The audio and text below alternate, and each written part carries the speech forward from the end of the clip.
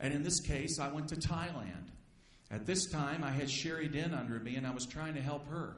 I actually put this leg under Sherry because I wanted to help Sherry get to gold. That was one reason why I did it. And that's another part of support, is that, I always say that I always sponsor. But I have not personally sponsored anybody to myself in years. I don't know when the last time I ever did it. But I sponsor all the time. I promise you I'll be sponsoring next week when I get home. But I'll be putting and supporting it where I need it, where those leaders need it. And in this case here, I went to Thailand. And I met a man. His name was Tui. He was a little tiny man. Matter of fact, when he was at the airport, he had a sign, Jeff, But he was about this short. And I'm this tall, and when I got to the Bangkok airport, I went, why did that guy not show up? I couldn't see him, Well, we finally got together, and we started traveling and doing meetings. And that's what we did. One meeting after another meeting. You notice now we're getting into educating our leaders, training our leaders, and then finally it grew to recognition with our leaders.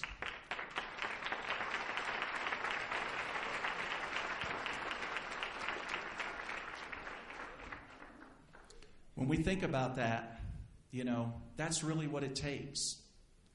It takes supporting our people and running with them.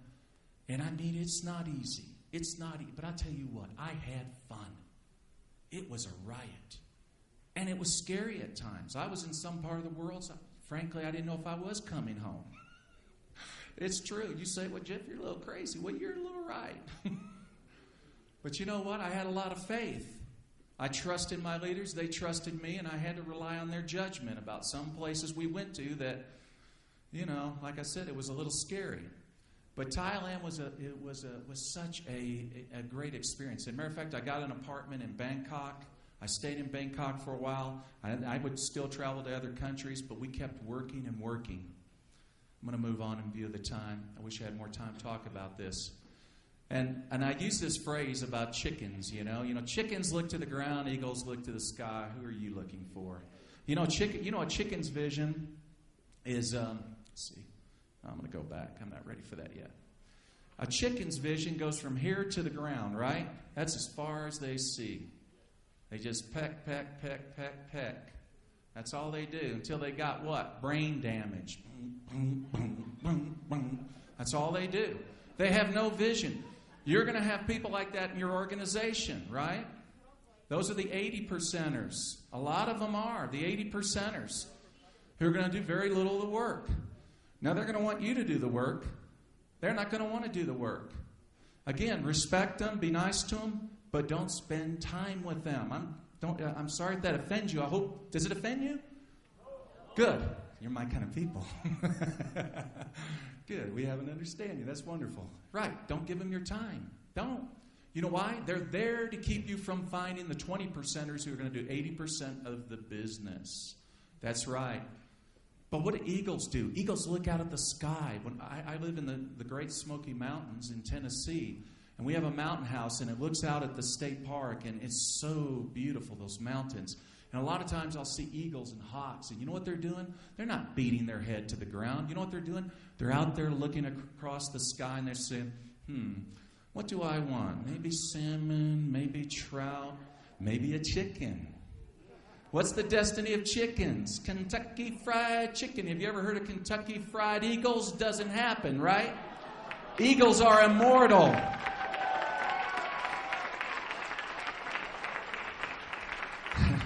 Eagles are immortal. Have you ever found a dead eagle? I've hiked all over those mountains. I can't find a dead eagle. Dead chickens all the time. You ever go in somebody's house and they got a picture of a chicken on their wall? No, it doesn't happen too much. But you go there and, you might see a picture of an eagle. Sometimes people will have a picture of an eagle and some kind of, inspiring statement under it. It's even on our money, right? That's right. Eagles are immortal, and that's the way it is with leaders. They live on. We think about great leaders like Jesus, for example. After 2,000 years, people are still reading his words, right? What about?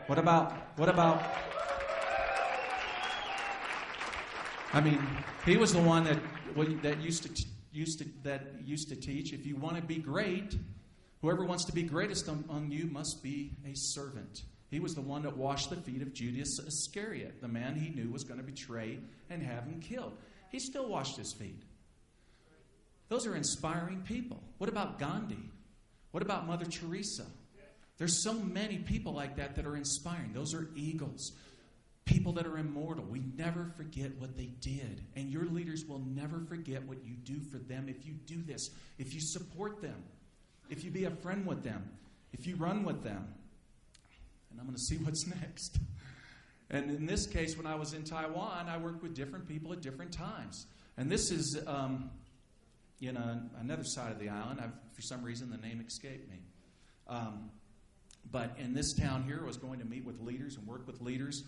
And that's what I did at that time there. And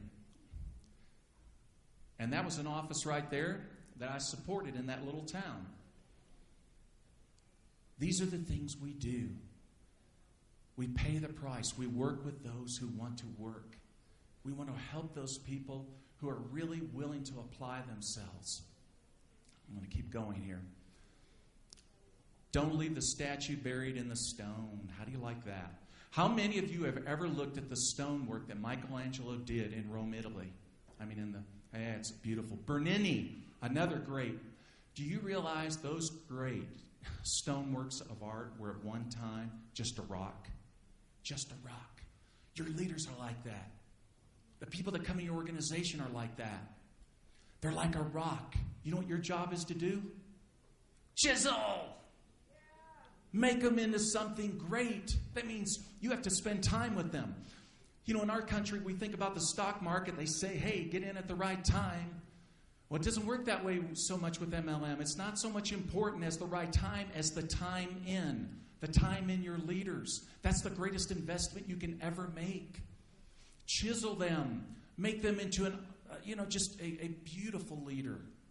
If you do that, it's going to pay you back for probably as long as you'll ever live. I look back 11 years now, and it's paying me back after all these years. We need to understand their potential. And that means running with them. Here again, other pictures of Thailand when I was out traveling up north, running with leaders. Hey, I'm going to be honest with you. Some of these places we ate at, they weren't the best. You know what I'm saying? Yeah, that's Burger King. That's what I said to these guys. Hey, guys, do you guys got like a McDonald's or a Starbucks or... Forget it. I know that's not going to happen. Sometimes that's where you dine. That's as good as it gets. And that's a lot of the time where I spent my time, whether it's Korea or Thailand or the Philippines. Terry knows. Philippines, we ate at places. As a matter of fact, sometimes I ate at places I got sick. I can remember one time I was in the Philippines. I ate at a place, got food poisoned, got on a plane because that night I needed to fly to Kuala Lumpur, Malaysia to do a meeting the next day, right? And I'll tell you what, I went to that meeting and I probably had 104 temperature. I was so sick, but I still did the meeting. It's tough.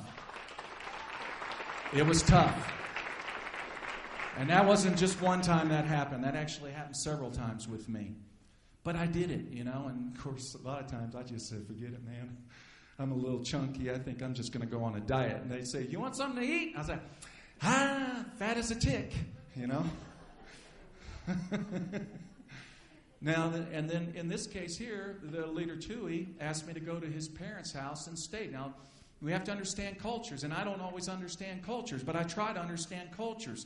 When somebody invites you into the house of their parents to stay, that is a great honor. That's better than staying at a 5-star Hilton. That is a great honor. So, of course, I said, well, sure. And of course, they cook their food in an outside kitchen. And I don't want to know what we eat. You know what I mean? We're talking about support here. I'm going to skip back. I'm going to come back here because I messed up on the order of these slides. How did I do that? I ended up... And he was a Buddhist monk. For 20 years, he was a Buddhist monk. And I asked him, I said, how do you go from Buddhist monk to international diamond and network marketing? How do you do that? You're a Buddhist monk for 20 years. You take off the robe. And now you're in a suit and you're, he says, I was tired of being poor. Tired of being poor. That's a 1,000-year-old temple there in Thailand. 1,000-year-old Buddhist temple. I walked around. I was quite amazed by it.